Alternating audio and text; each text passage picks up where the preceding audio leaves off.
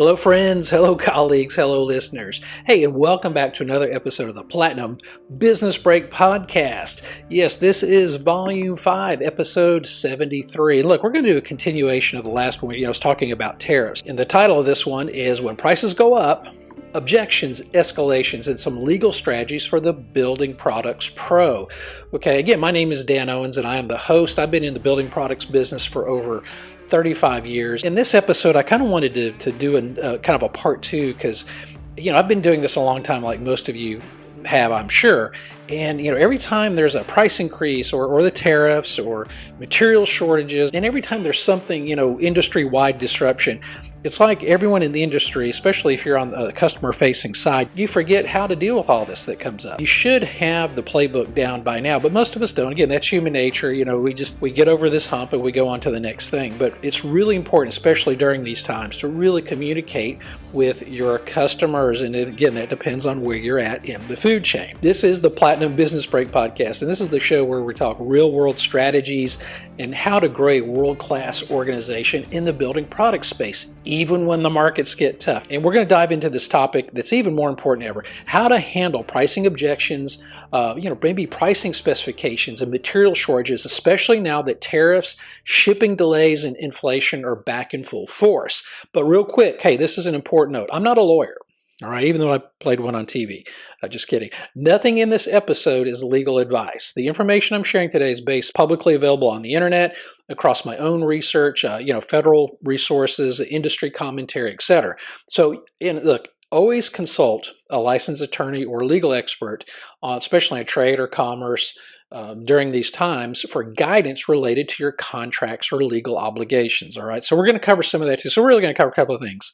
We're going to cover the legal background and then maybe some practical, how do you, overcome some of these objections, or how do you handle this? Again, because everyone forgets prices go up, prices go down. When prices go down, it's easy. When prices go up and there's shortages, that's where it gets hard. And this is what separates the pros from the amateurs. All right. So with that out of the way, let's get to it. So first one is what I call legal tools that may help. So look, you got to do your homework. Okay. You don't have to be a legal expert, but you do need to know what tools exist so you can ask better questions and protect yourself contractually. Some of you are really faced with some tough decisions. You're faced with the possibility of losing a lot of money by honoring price, or even possibly going out of business. So you have a decision to make to say, are we going to honor prices, or are we going to have to go through with price escalations? A couple of these things I'm going to mention, that's just some legal background for food for thought. The first one I want to talk about is called FAR 52.216-4. It's the Economic Price Adjustment Clause. And again, this is on federal contracts. So if you're not dealing with federal contracts, this doesn't apply. This clause is used in U.S. government contracts, allows contractors to request price changes if material or labor costs increased. It typically requires documentation and a formal request within a certain time frame, usually 60 days.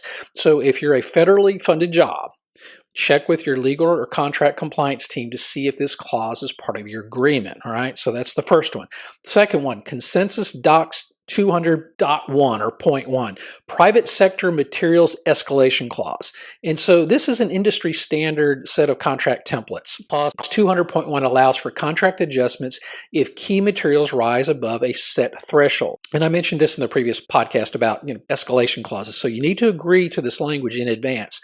So this is something to include in future contracts or change order discussions. All right. So if you don't have it, you need to have this in place. The third one, force majeure. I heard that a lot over the last 5 or 10 years. Okay, these are designed, and again, this is force majeure and change in law clauses. These are designed to protect both sides when things happen beyond your control. Global events, disasters, pandemics, and yes, even sweeping tariff changes. So these clauses might allow you to delay work or renegotiate pricing when those outside forces hit. Again, talk to your legal expert on how to include these and what count. The next one, okay, I got two more.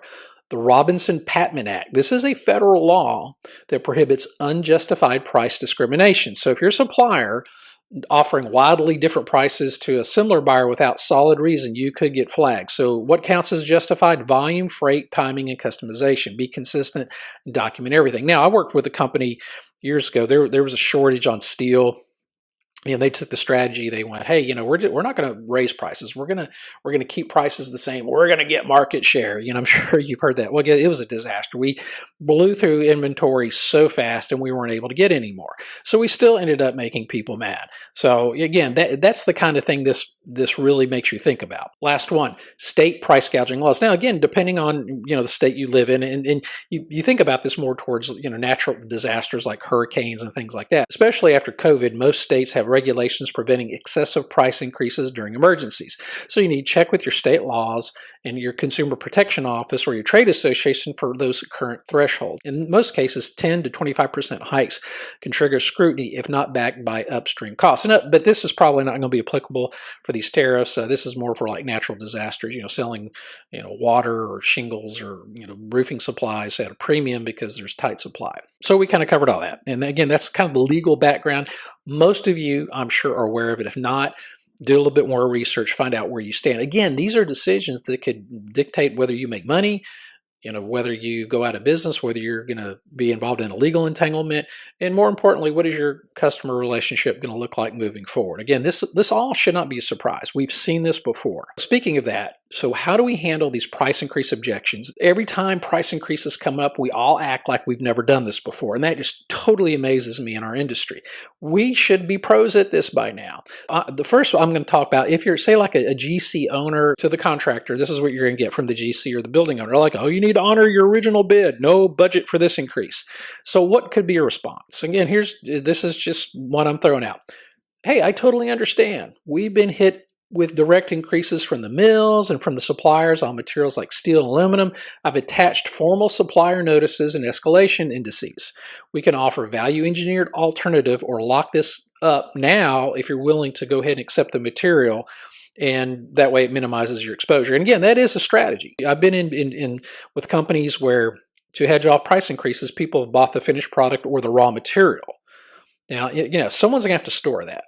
Usually it's going to be the contractor, but that is a strategy if you've got the cash, so especially if you're expecting it to go crazy. Now, the downside of that is if there's damage or there's some warranty issue, who's at fault. That is a strategy. Now, the next one, contractor working with a building supply manufacturer, building product supplier. So typically what the contractor is going to say, hey, this is killing my margin. Can't you hold prices for me? Now, again, I've had people ask me if we could hold prices through, for example, 2026. Well, no, that is not possible. That is unless you're going to buy the material and you're going to sit on it, and you own the liability of keeping it safe until we can make it for you. Okay, so if you're a supplier, if you're a manufacturer, if you're customer facing, here's some things you could say. Say, hey, we've absorbed what we can, but with tariffs and mill increases in place, we've adjusted based on raw costs. That said, I can offer you maybe a couple of things. Partial delivery schedule. Take some material now. Maybe there's some alternate materials. This is a 10-day lock-in if you can commit quickly. If you can give me a PO today and we could ship it in 30 days, we could do it right now. That's a way. And again, everyone's in the same boat. Offering these options is very reasonable, and it's going to be very standard if you're not already doing it. And let's say you are maybe a contractor, the GC, or even a building supplier, and you're trying to talk to the design community. Again, that's the architects, that's the spec writers. And a lot of times this is not their world. They just assume everything is okay. Prices are fine because we haven't heard anything. So typically the objection is going to be, hey, the spec is approved. We can't change it now. This is going to blow the budget. And what would be a response to this? Well, it'd be, hey, we understand that. The original material is now facing a 60-day lead time due to manufacturing delays and due to the tariffs. We've pre-qualified 2 substitutes that match the design intent are available immediately. Would you like us to send over visual and performance data? For example, maybe you could switch, if you're talking steel or aluminum, switch the gauge or the thickness. Maybe it's switch a color. That's very possible too. So, you want to present those alternates as soon as you can. And again, it's all communication. We covered, building owner to the contractor to the manufacturer out to the design community. Let's talk about some proactive steps that you can take. Even if you're not rewriting your contracts tomorrow, here's some actionable strategies you can implement right now. Number 1, set clear price validity windows. Always state pricing good for X days, shipping by X time.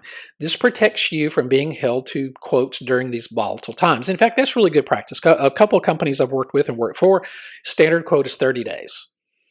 That's it. I mean, the quote is good for 30 days, and if it's day 31, that quote is no good, and it could be subject to whatever pricing. You've gotta draw a hard line on that. I know that's hard. We all want to help people. Again, that's what we should do. However, in these volatile times, it's going to cost you money, cost you business, could cost your company. Number two, pre-communicate with clients. Send monthly updates on material costs, expected lead times, or any other information about disruptions because it builds trust and reduces the blowback. Now, this morning I was on LinkedIn as I usually am, and I saw a CEO of an electronics supplier. Again, not in the building products industry, but the analogy is the same.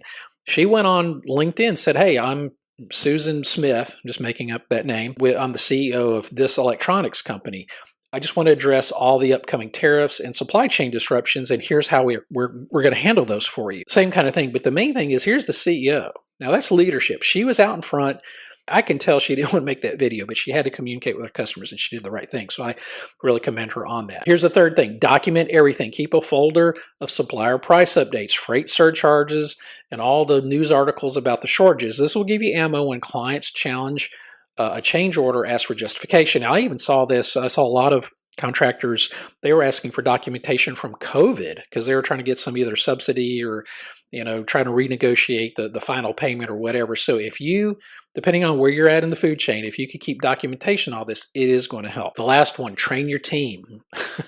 Again, this is the one you really, really need to listen to. With all this price tension and your salespeople or your customer-facing people, it could be your customer service people, order management people. I mean, even your plant personnel who talk with customers, and they need to know how to adjust their tone based on the buyer's style. And again, this is kind of back to my sales training for DISC is different people need different things. Some people, the D or the dominant, they want the bottom line. Here's where we're at, and they won't question it. They'll just say, okay, that's what I need to know. The I, whatever, that's the influencer. The S, they don't like conflict, but they need to know the information. In the C, or I call the data-driven person, they need that backup. They need that data. So that is something you need to watch out for. Depending on who you're talking to is how you present all this great news, or actually bad news, but you know what I'm saying. I've got really three things that Platinum Business Consulting, that how we can help you navigate all this craziness. So the first one is your social media presence.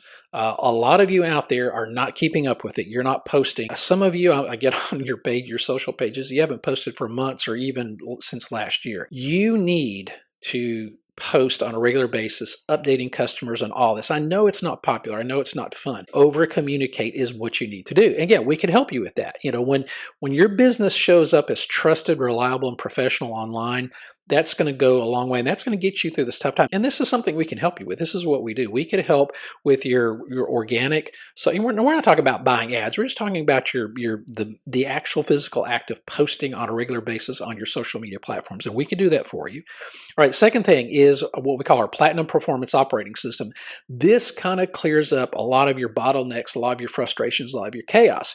And a couple of areas that we've really helped people with is on when they get leads, how they qualify them, and how it gets out to the sales team. The second thing is on the quoting side.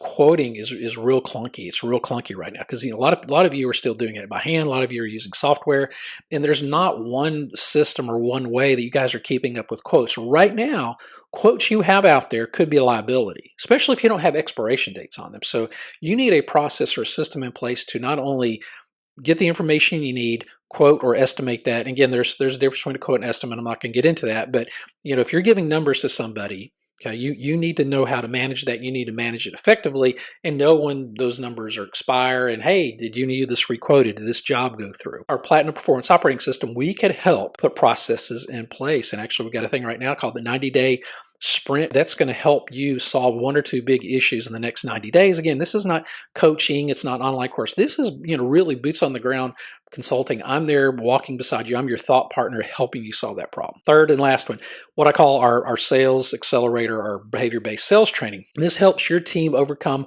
that buyer hesitation, with tailored messaging depending on the personality type. Again, if you go back, listen to a couple podcasts, or go to our Platinum Training Technologies website, which you can actually access through Platinum Business Consulting, we talk about how we train your front, with your order management, your customer service, your salespeople, how to read people. What kind of information? Because everyone's different. Everyone accepts bad news differently. Everyone processes information different. And if you could kind of start getting a read on what type of personality your customer has, your approach might be a little bit different and your relationships become so much better. Final thoughts. Okay, price increases and shortages, that's just going to be part of 2025 construction landscape. Just get used to it. Here we are.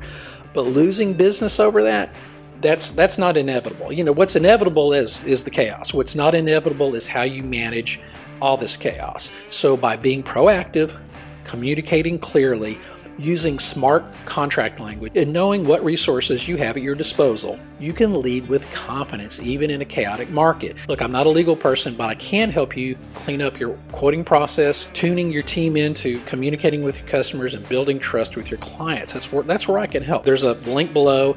Click on that. You can book a 15, 30-minute kind of discovery call with me. See how we can help you protect your margins and keep some sanity during this time. This is Dan Owens, and thanks for listening to the Platinum Business Break podcast. And remember, price volatility is real, but so is your ability to lead and navigate through it. Thanks for listening, and we will see you again next time. Bye.